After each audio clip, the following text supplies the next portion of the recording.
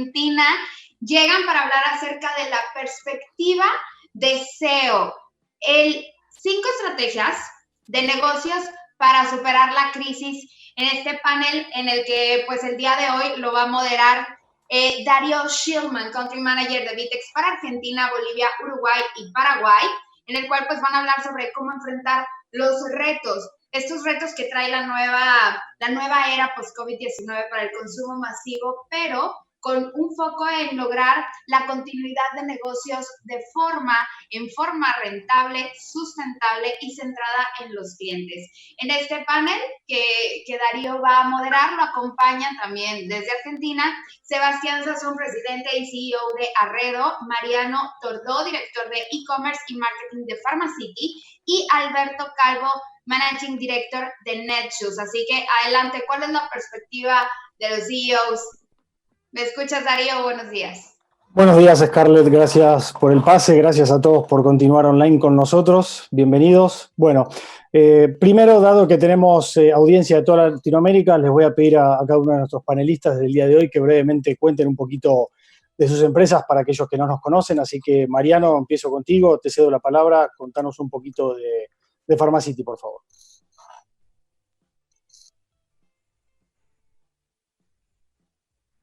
Hola, ¿qué tal a todos? Buen provecho para los que estén almorzando. Un poco de Pharmacity. Pharmacity es una cadena de farmacias en Argentina que tiene alrededor de más de 300 puntos de venta. Está muy concentrado en Capital Federal y después en algunas provincias del interior del país. También cuenta con otros modelos de negocio. Tiene un formato que es Get the Look, que es todo lo asociado a la belleza. Tiene otro formato que es Simplicity, que es una especie de perfumería y también relacionada también a la higiene, y Quell como el último formato que es relacionado a la alimentación saludable. Eso es un poco el contexto de Pharmacity en Argentina. Perfecto, gracias, Marian. Sebastián, ¿querés contarnos un poquito de Arredo? Marca que se dedica a todo lo que es el hogar, la ropa para el hogar, la indumentaria de la casa. Tenemos 80 puntos de venta, estamos en Argentina y en Uruguay. Hace 50 años que nos dedicamos al rubro home. Y bueno, estamos en este proceso de transformación que nos propone el contexto.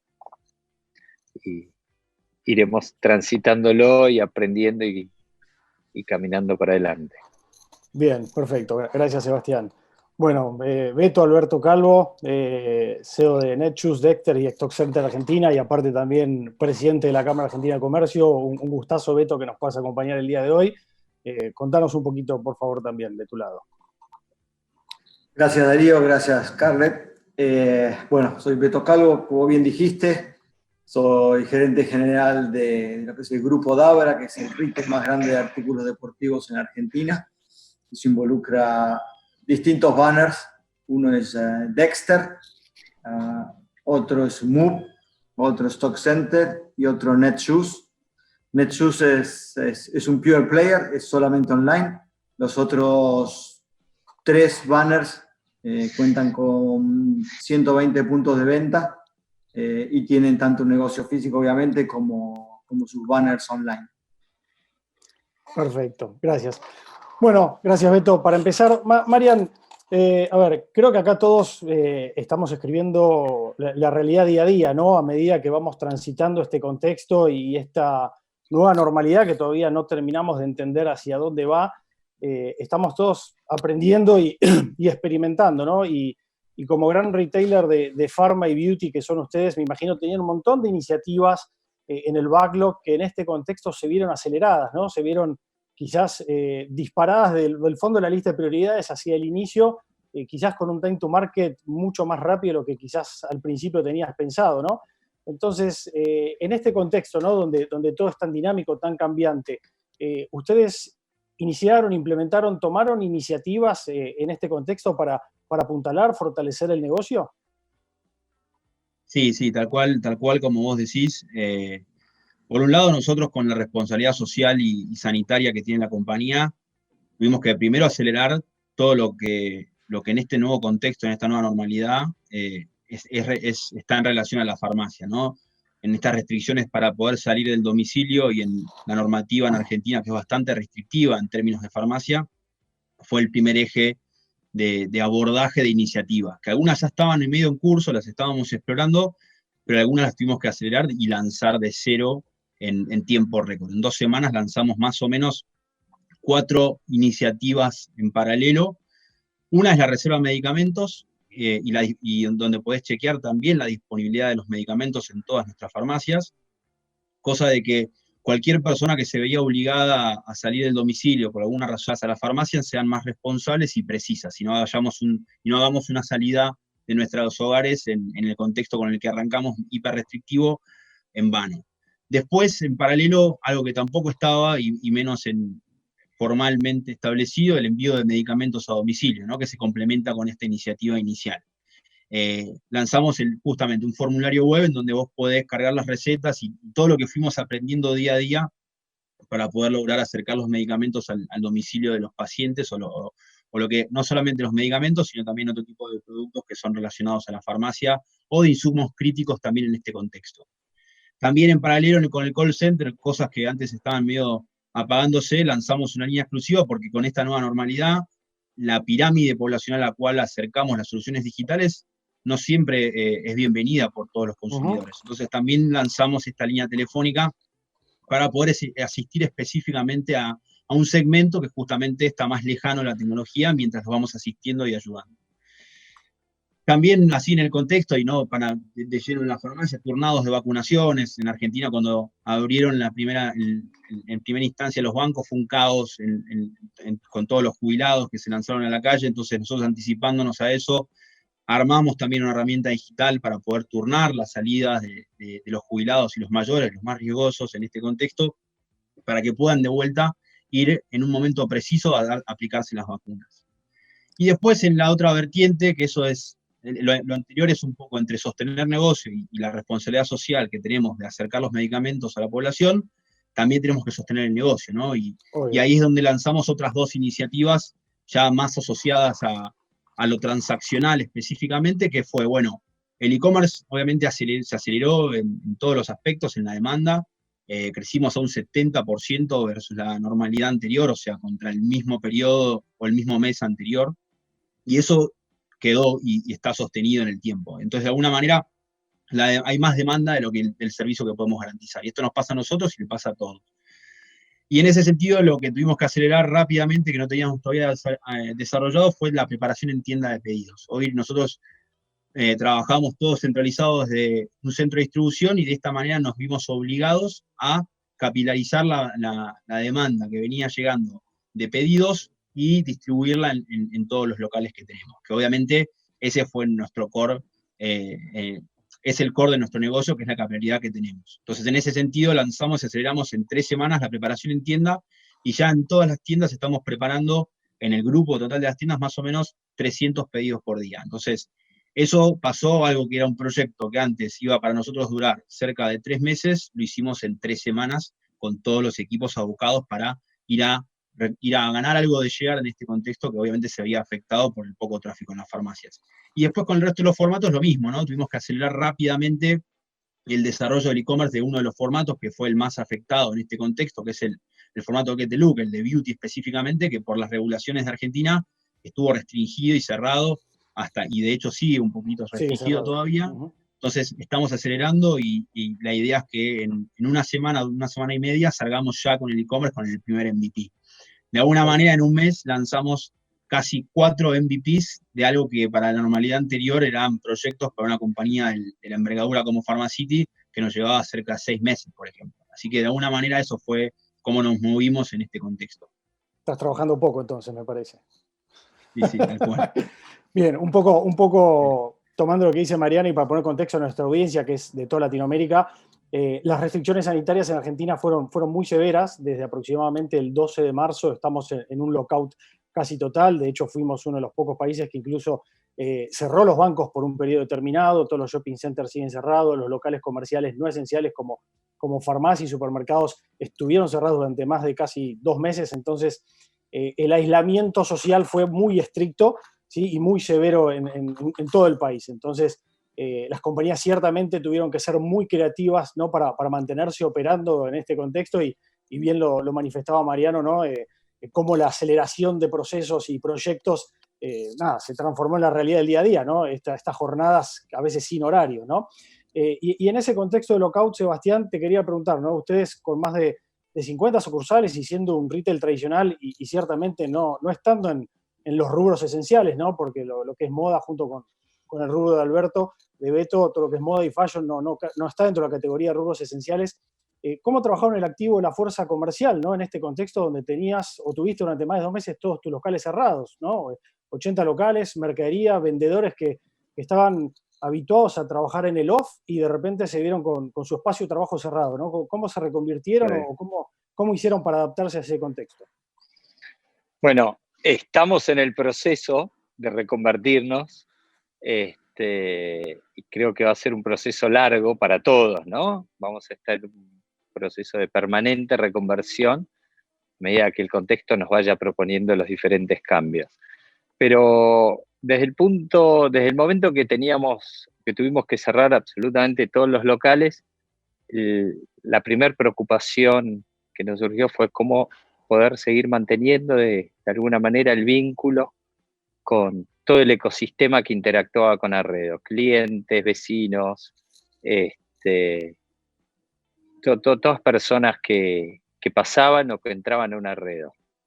Cómo seguir estando cerca de alguna manera y cómo mantener ese vínculo prendido, porque la verdad es que el punto clave acá es que empezaba un lockout que no sabíamos cuándo iba a terminar. Y había que prescindir de los canales físicos.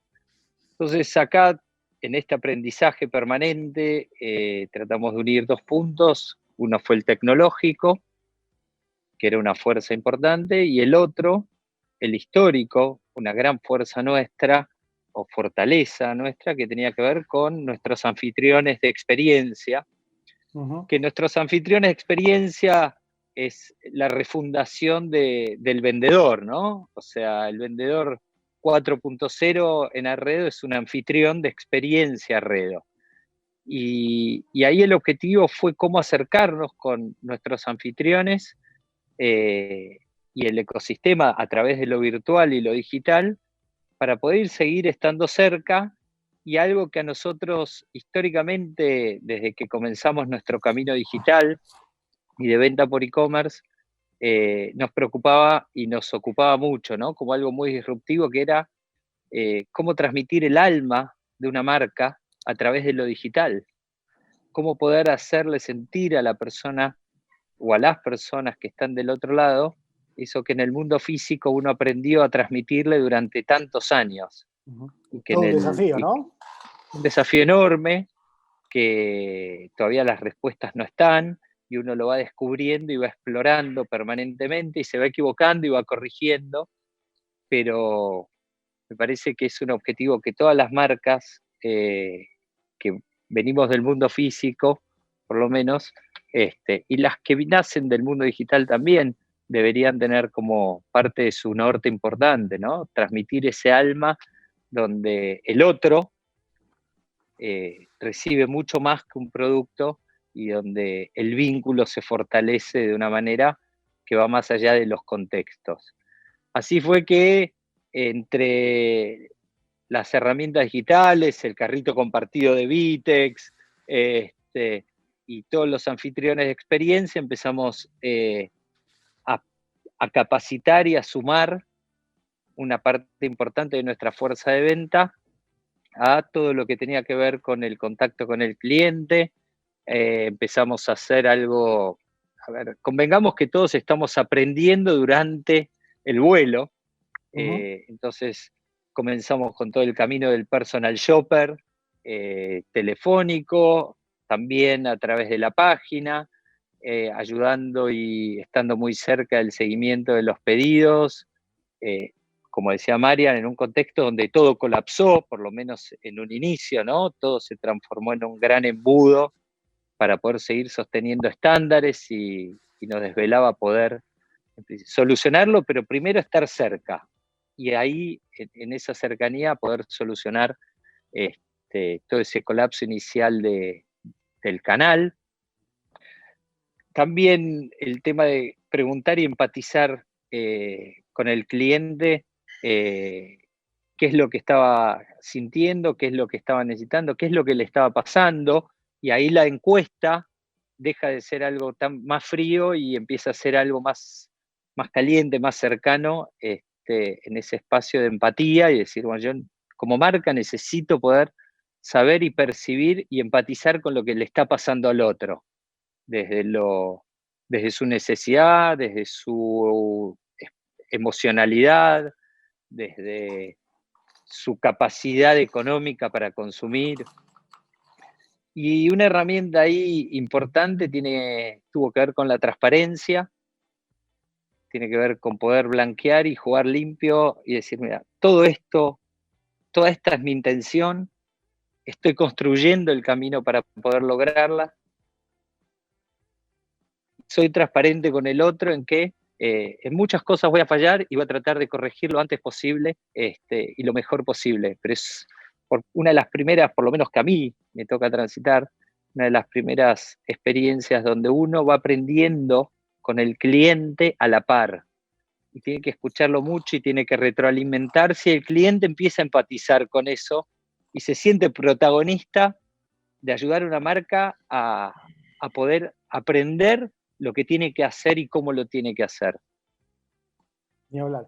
Y en ese empatizar con el cliente, en ese cambio y en ese aprender mientras estamos volando, ¿no? Como bien decías, vos tenés una fuerza de venta física muy fuerte que de repente, digamos, se vio transformada o está en el proceso de transformación a un vendedor social, ¿no? A un social seller, sí, a un influencer, a un instagramer, a un youtuber o alguien que para mantener el volumen de actividad o para seguir estando operativo, ya no tiene su local físico, pero a través de las redes está haciendo engagement, está haciendo conexión con los clientes de otra manera, ¿no? Y el vendedor tradicional, digamos, se ve reconvertido hacia un vendedor digital. ¿Cómo fue esa transformación en la fuerza de venta? Digo, ¿tuvieron buena recepción? Sí, a ver, lo que primero surgió fue un gran compromiso por aprender y muchas ganas por parte de la fuerza de venta y de todas las personas que forman parte de la tribu Arredo en los puntos de venta. También la experiencia, y donde hicimos mucho hincapié al inicio, fue nosotros tenemos que poder potenciar toda nuestra fuerza y nuestra experiencia histórica y tratar de transmitirla de otras maneras que ya no es el mundo físico. Uh-huh. Y ahí aparece el punto de transparencia y también poder explicitar en lo que somos malos, en lo que todavía no sabemos hacer y poder transmitírselo al cliente y no sentirnos que de un día para el otro aprendimos y somos los mejores en todo. Entonces, esa fuerza y ese compromiso de los vendedores, las vendedoras, de Arredo, de poder escuchar al cliente, de poder empatizar, de poder bucear en su necesidad,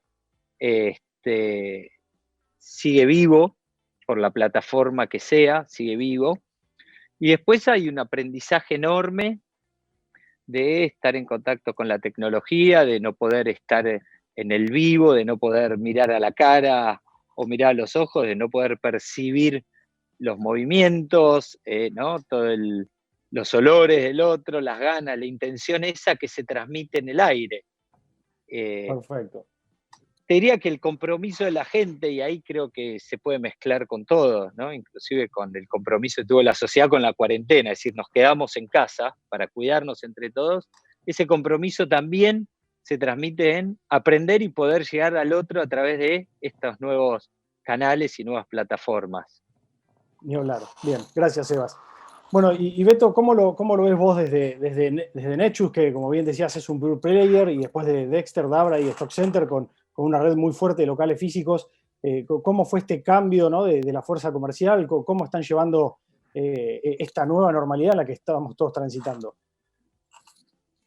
Obviamente que parar una compañía de un día para otro, 1.800 empleados, 120 puntos de venta, es muy difícil y hace que que toda la estructura tiemble y hay que rápidamente ponerse el casco de bombero y salir a ver cómo apaciguamos este fuego. Tuve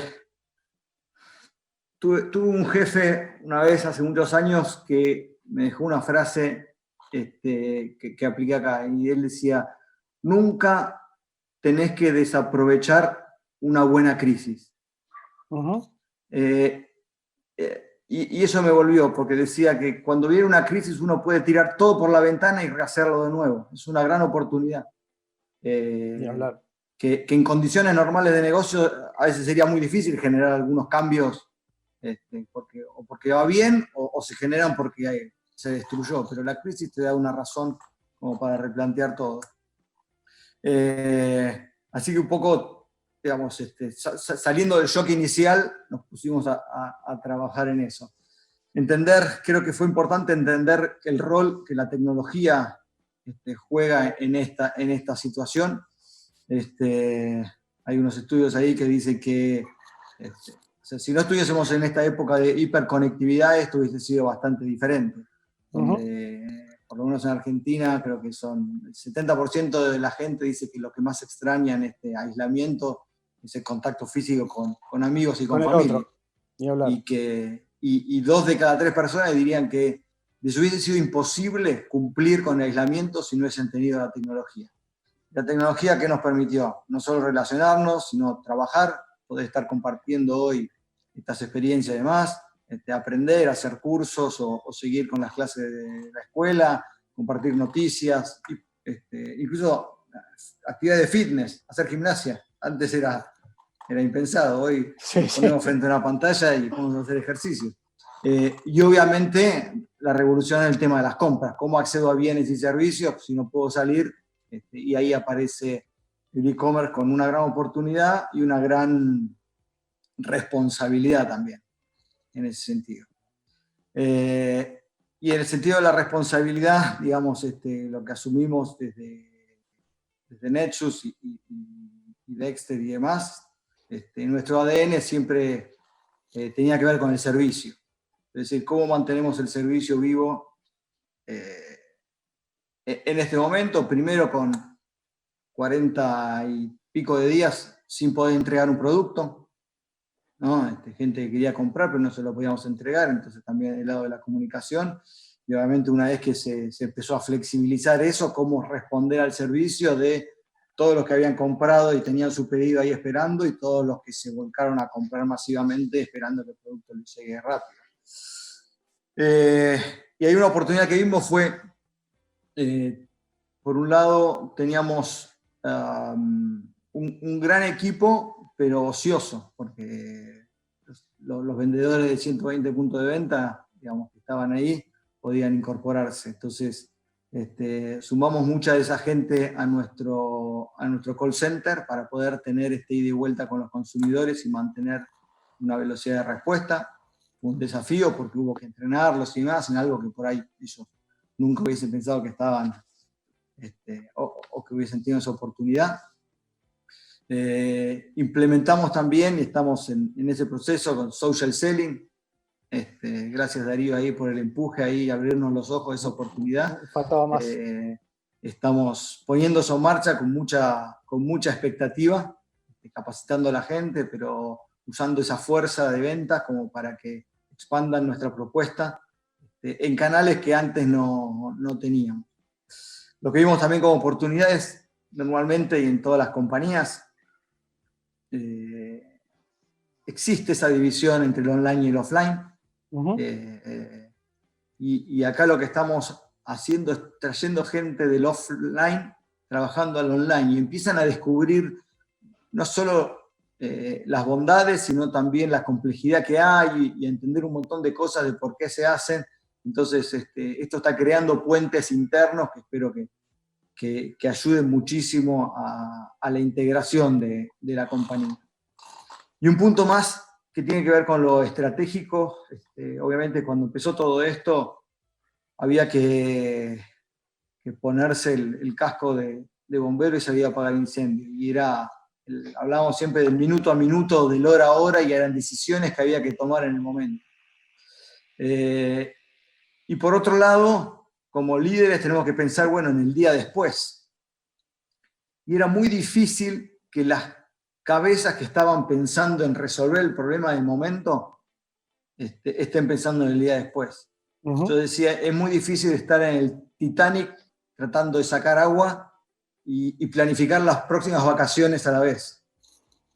Entonces lo que hicimos, formamos 2 equipos, uno básicamente dedicado al día a día y a sacar el agua del Titanic, y otro no tan involucrado en ese día a día, pero pensando en cuál va a ser esta nueva realidad, cuál va a ser esta nueva forma de comunicarse e interactuar con los consumidores, que tendrán nuevas demandas, que tendrán nuevas formas de comprar, de relacionarse, de comunicarse. Entonces mantenemos a los 2 equipos trabajando de esa manera y bueno, esperemos que nos dé resultado. Vos sabés, Beto, que eso es muy interesante, porque ciertamente lo que vemos ahora es que el minuto a minuto, ¿no? El valor de una hora de tiempo ahora es muchísimo más que en la prepandemia, ¿no? Hoy una hora del tiempo de cada uno de nosotros para una call o una conversación o realizar algo nos parece una eternidad, ¿no? Y hace años, que nos conocemos hace mucho, hace más de 10, 15 años que estamos hablando de e-commerce, ¿no? De omnicanalidad, de revalorizar el metro cuadrado, ¿no? de esta sinergia entre el on y el off y la experiencia unificada para el cliente final. Viene esta crisis de repente, viene esta pandemia y barre con todo lo conocido, ¿no? Rompe todos los paradigmas y todas las premisas que teníamos respecto de eso. Entonces, la pregunta es, ¿estamos ante un nuevo paradigma? ¿Estamos ante una nueva realidad para el retail? Para vos, Beto, y después me gustaría la opinión de Mariano y de Sebas, ¿no? También. No, definitivamente. Yo cuando empezó esto me quedé corto en decir que esto iba a cambiar el mundo a la altura de lo que fue una caída del muro de Berlín o Torre Gemela. No voy más para allá atrás en guerras mundiales porque no estuve, y mucho menos revolución industrial, que me parece que tiene que ver con eso. Pero sí, evidentemente va a generar un cambio. Obviamente va a haber un overshooting de entrada y después se va a acomodar en otro lugar. La gente dejó de volar después del 9 de septiembre. Pero después con controles y demás, todos volvimos a esta nueva normalidad. Pero definitivamente va a cambiar. Yo creo que lo que hace esto es acelera todos los procesos. O sea, el e-commerce venía creciendo, no en todos lados, no es menos. Mucha gente lo descubrió. 1 de cada 3 son usuarios nuevos. Entonces hay mucha gente y de ese 1 cada 3, el 75% dice que volvería a comprar. Y más del 55% de los que hoy están comprando más habitualmente, antes eran compradores, pero compraban una vez por año. Con lo cual, lo que se da es un proceso de aceleración de algo que si uno proyectaba en 3 años se iba a dar igual, pero se da ahora. Entonces, creo que esa visibilidad ya la teníamos, obviamente hay que acelerar los procesos para estar a la altura. Y del lado del físico también, y creo que va a ser más choqueante ahí, ¿cómo va a evolucionar el retail físico con todo esto nuevo? O sea, no es que va a dejar de existir, no, todo lo contrario, pero la integración entre los 2 canales se va a dar mucho antes y más profundamente de lo que pensábamos. Y por ahí la reconversión del físico desde los espacios, en cuanto a como puntos de entrega o de recepción o la capacitación de los vendedores para que hagan otra tarea, porque el consumidor que entra al local muchas veces ya tiene la compra definida. No, ni hablar. Porque lo vio en el online, porque estuvo investigando, entonces su rol es diferente de tener que salir a vender, sino brindar un beneficio adicional, hacer un upselling, o buscar por otro lado. Y eso se va a modificar y esto ya. Sí, lo comentaba Mariano también antes y nosotros lo vemos también, digamos, en clientes que sacan parte de la superficie física que hoy día estaba destinada a salón para abastecer pedidos de e-commerce, ¿no? O que de repente agarran locaciones de cercanía y las transforman directamente en dark stores para abastecer esa última milla que hoy también se torna tan vital, ¿no? Y Mariano, ¿cuál es tu visión al respecto, ¿no? de este nuevo paradigma, ¿no? De este cambio en lo que era la omnicanalidad y la revalorización del metro cuadrado? Y sin lugar a dudas, todo lo que conocíamos va a ser muy distinto a lo que va a empezar a suceder, que ya está pasando. Algo que decía Beto que es típico del retail, esto del on y el off, y la distancia, y los compromisos y los objetivos que a veces nos cuesta tanto alinear. Creo que forzadamente se alinean los propósitos, forzadamente la propuesta de valor naturalmente pasa a ser omnicanal en serio. Y un poco lo que trae esto, no sé, conversaciones que tenemos en todos los grupos, en las células de trabajo, es cómo la operación misma de los locales está contribuyendo, colaborando, y es el socio estratégico para justamente destrabar toda esta nueva demanda que la industria no estaba preparada. O sea, ni las capacidades logísticas, ni los equipos, ni el capital humano que necesitamos para justamente capitalizar esto a veces está. Entonces yo creo que sí, que sin lugar a dudas eso va a ser otro rol, y las planificaciones que hacemos es justamente cómo los locales van a tener un espacio, una dotación, o la misma dotación va a tener que cambiar su normalidad operativa, ¿no? Y lo más importante para mí, que es a nivel retail como desafío en nuestras estructuras de costos y las estructuras de ganancias, digamos, el e-commerce de por sí ya tiene otros números, tienen otros márgenes, y ese es el desafío más grande que tenemos, porque de repente pasa a triplicar, cuadruplicar la participación en el negocio, y cambia el mix de venta, y cambia justamente la rentabilidad que nos deja. Entonces, sin lugar a dudas, esos metros cuadrados tienen que ser un socio para colaborar en esto, y el hábito del consumidor es el que nos trae este cambio. Y cuando lo analizamos un poco en esto que decía Beto, ¿no? 1 de cada 3 son nuevos en este contexto. El desafío que tenemos como industria en el desarrollo de las propuestas de venta no presencial es no solamente a estos nuevos consumidores tratar de darles el mejor servicio, sino a los que ya teníamos, sostenerles el servicio, porque si hacemos las cosas en falso, perdemos todo, perdemos lo que venimos construyendo, y perdemos en lo que tenemos que construir para adelante. Así que el desafío que tenemos como industria, como verticales, es justamente cómo operar con un negocio un poco más erosionado en la rentabilidad por un tipo de consumo que justamente demanda de otros gastos que antes estaban diluidos en el hábito de consumo. Creo que ese es el punto clave para trabajar para adelante. ¿Y vos crees que va a haber un advenimiento, Marian, de Pure Players y Dark Stores? Sí, sin lugar a dudas hay oportunidades para todos los verticales y todo tipo de propuestas distintas, pero no dejamos, un poco conectando lo que decía Sebas, ¿no? Del rol de las marcas y lo que venimos haciendo desde el posicionamiento y las propuestas de servicio y de valor, no quedan en la nada, y los metros cuadrados siguen siendo necesarios, que desaparecen. Entonces, simplemente es ver cómo nos adaptamos a este cambio, es ver cómo la organización adapta a sus equipos. Beto decía algo de la sociedad, de los equipos que están más ociosos, y cómo relocamos esos esfuerzos en los equipos que hoy están colapsados. Hay equipos que están ociosos y otros equipos que no tienen horas ni para respirar. Venimos de un mes y medio de trabajo casi 24/7.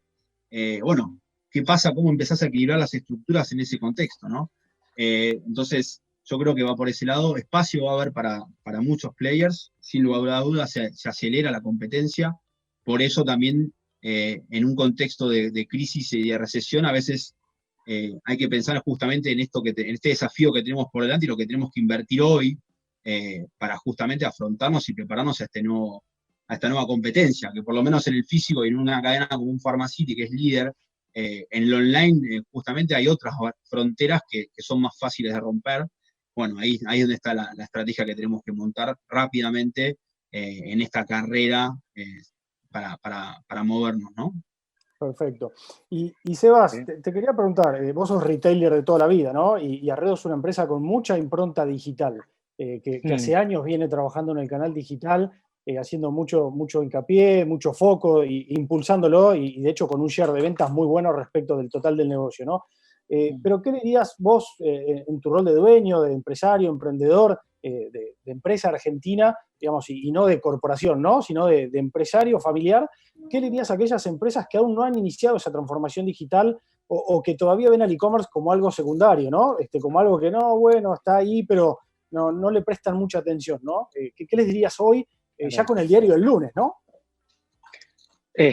Mirá, claro, el COVID nos puso al e-commerce arriba de la mesa para absolutamente todas las empresas de retail, pero yo creo que lo que les puedo transmitir es un poco cómo lo vivimos y lo sentimos nosotros en su momento. Desde el inicio dijimos, bueno, el retail hace 2000 años que existe, una parte que quiere vender algo, un producto, una experiencia, y otra parte que quiere comprarlo, o que necesita ese producto, esa experiencia.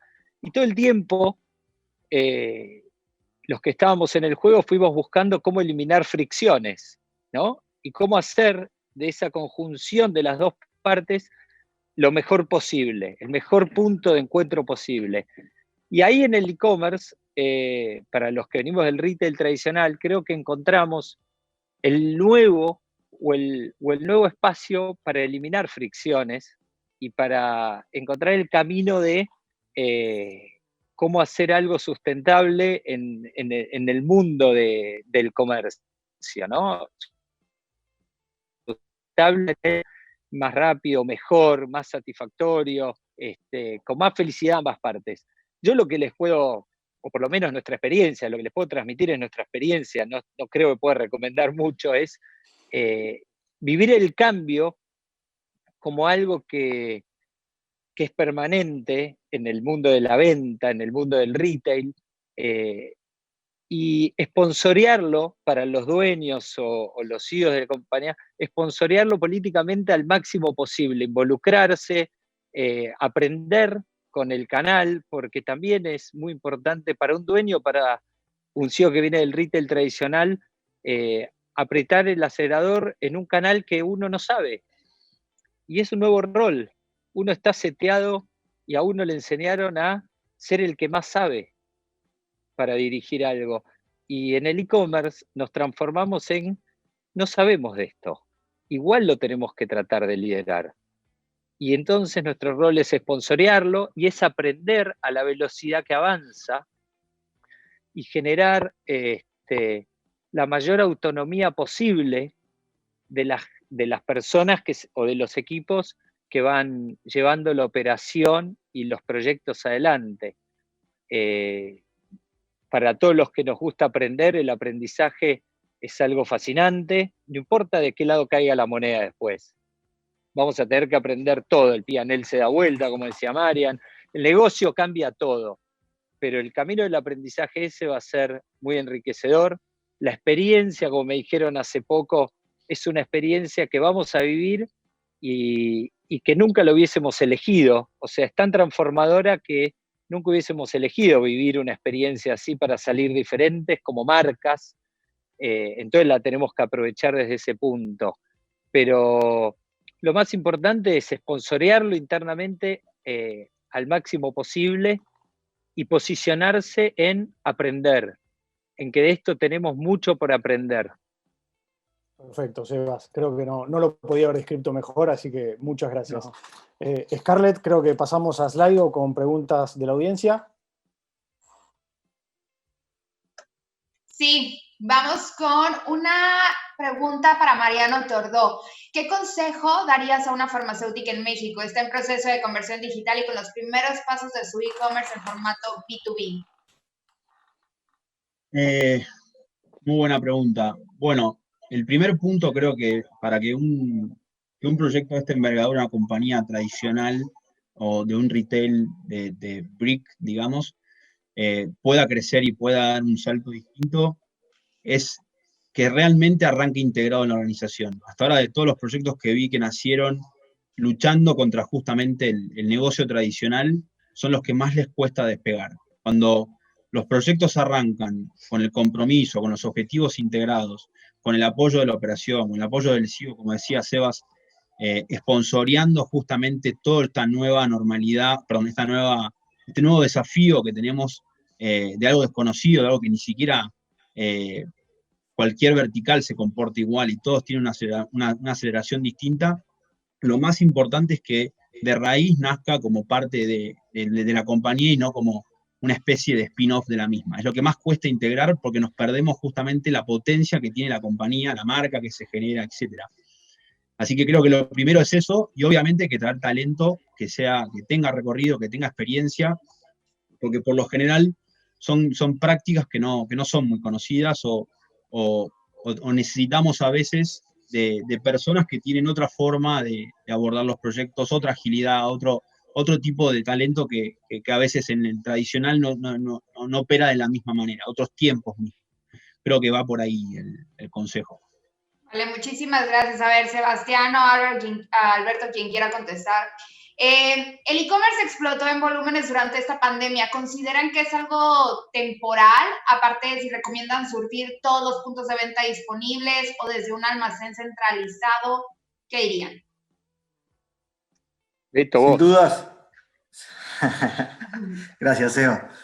No, sin dudas, la logística fue de las áreas que se puso a prueba de una manera muy grande acá. Y nosotros entendemos el e-commerce como un sistema donde son distintas partes. Y el desarrollo del sistema avanza a la velocidad de la parte que avanza más lento. Y acá creo que, digamos, para la logística se plantea un desafío importantísimo. Primero porque el crecimiento del volumen de un día para otro hizo que realmente no de abasto, y es uno de los dolores de crecimiento, que lo llamo yo, que hoy estamos sufriendo.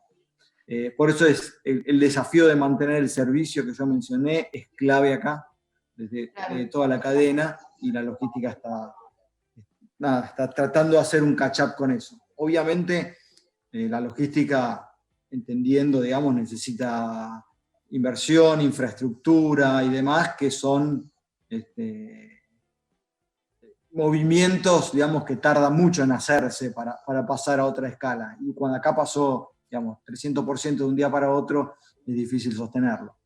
Pero lo que sí pone de manifiesto es un nuevo paradigma. Necesitamos revisar toda la cadena logística para ver cómo va a ser frente en el futuro a esto para que pueda abastecerlo. Ahí parte de la pregunta hablaba también si hay que centralizarlo, descentralizarlo. Me parece que va a ser válido poder analizar todas las funciones. No creo que haya hoy una definición concreta de eso. Dependerá del tipo de producto, dependerá de la industria, pero que la logística va a necesitar transformarse de una manera grande para hacer frente a lo que se viene. Va a ser un esfuerzo en conjunto de todo el sector. Sí, como decían, tienen que estar todos alineados. Sebastián, ¿estarías de acuerdo con esto o quisieras agregar algo? No, estoy de acuerdo. Tal vez inclusive en la parte logística el COVID lo que nos trae es segmentar. Estamos viviendo momentos donde hay el país, cuando uno mira el país o la región, nada es homogéneo. Hay países que tienen un camino, países que tenemos otro camino. Dentro del mismo país hay regiones, provincias que se manejan diferente. Cuando eso uno lo traslada a la logística, también la atraviesa algo totalmente nuevo, ¿no? Es decir, bueno, más allá de mi logística, si va a ser centralizada o descentralizada, cómo mi logística y la transformación digital y la venta por online encuentra maneras para convivir, en este caso, porque no sabemos cuánto va a durar, con el COVID.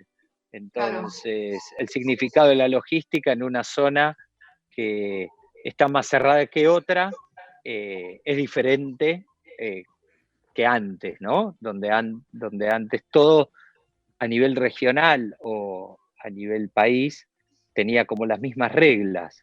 Entonces la logística va a vivir, estoy de acuerdo, una transformación enorme, enorme. Vale, pues muchísimas gracias a los tres y a Darío, a ti por haber moderado este panel. Los despedimos con un gusto enorme y a Darío ahorita.